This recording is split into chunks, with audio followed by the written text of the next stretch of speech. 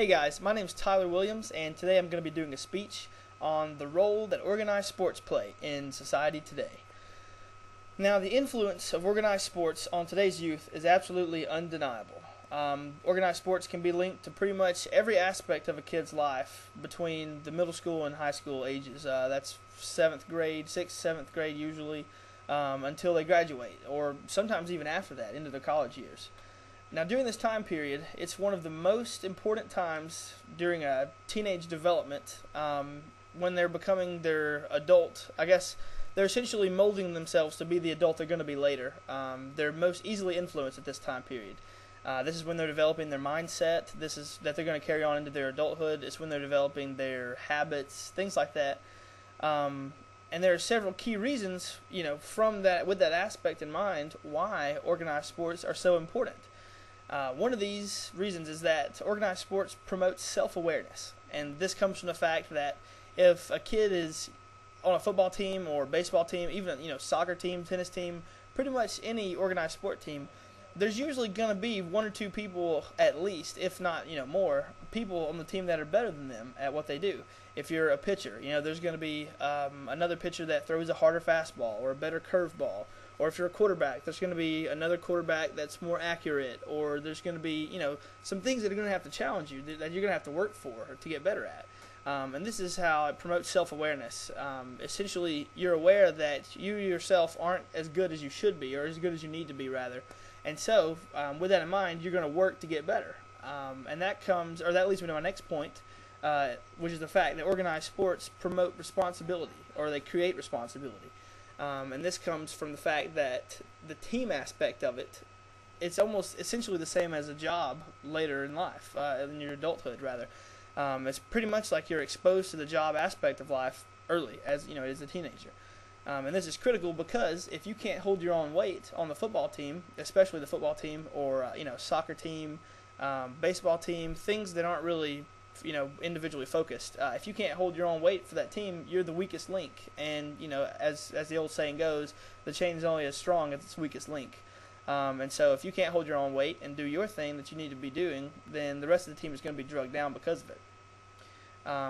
Another thing that organized sports create is essentially an advanced psyche for a teenager. If they go through the steps of becoming an effective athlete or effective high school, college athlete, they should develop a solid working mindset because they understand that they have to work to get where they want to go. They want to be the best at what they do, and they can't do that by just sitting around doing nothing or complaining about what's wrong, arguing with teachers, arguing with coaches, arguing with whoever about why they aren't as good. They have to work for it. They have to go. If you're a football player, you got to go to the weight room. You got to go do the running, do the sprint works. If you're doing baseball, you have to go to the batting cages and work on your hitting. And there's all kinds of other examples that I don't have to go into because I'm sure you understand. Another thing that organized sports really develops in the psyche is the community mindset. And this goes back to the point of the team really depends on you. And this translates into your adulthood as the fact that the community depends on you. As a teenager, if your team can't really rely on you, you can't really pull your own weight, and like I said earlier, it's going to pull the team down.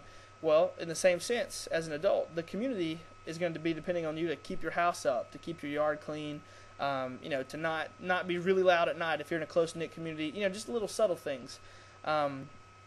Like say, if your yard is just full of garbage and trash and it's pretty much an eyesore, it's going to drag down the whole attitude of the community most of the time.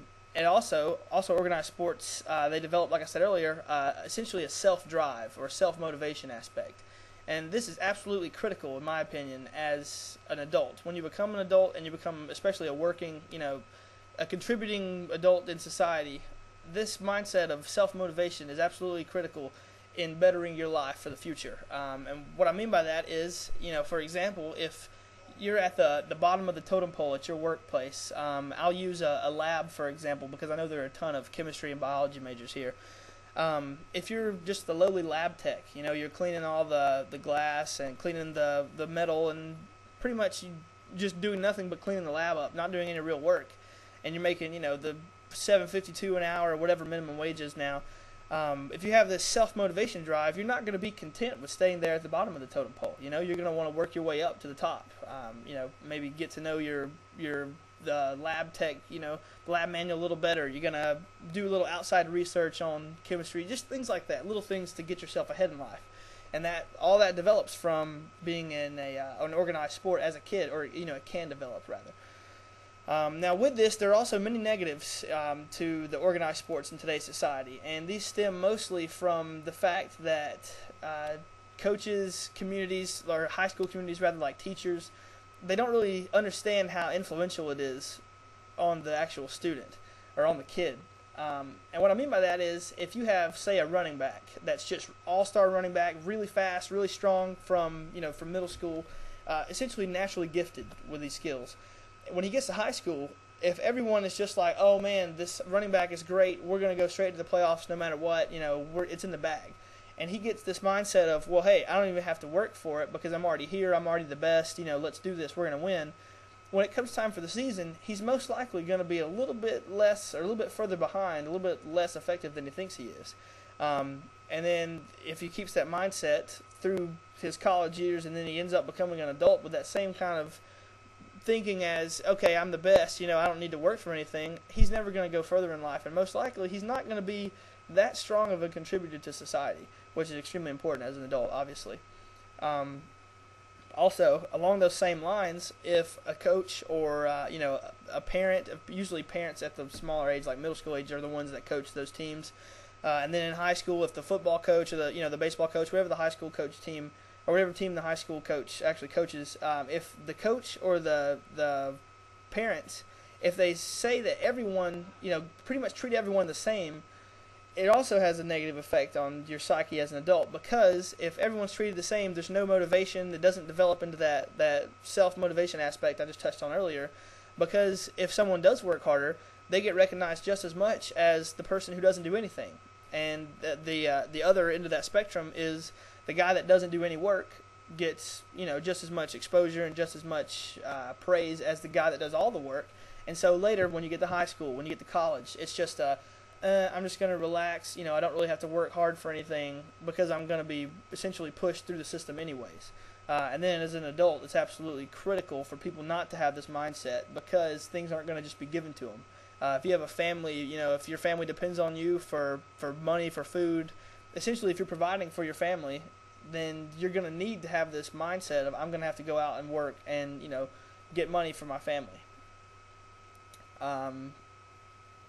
Overall, I would say that organized sports play an extremely important role in the development of a teenager to an adult, and as a whole, it's positive. It's a very positive aspect of a teenager's life, especially in developing into an adult, but only if it's controlled properly. If the teacher, the community, the high school, and especially the coach, it goes without saying, the coach understands, if they understand how influential they are, I think it's a really good aspect on the kid's life and in the development of an effective adult in today's society. Thanks for listening.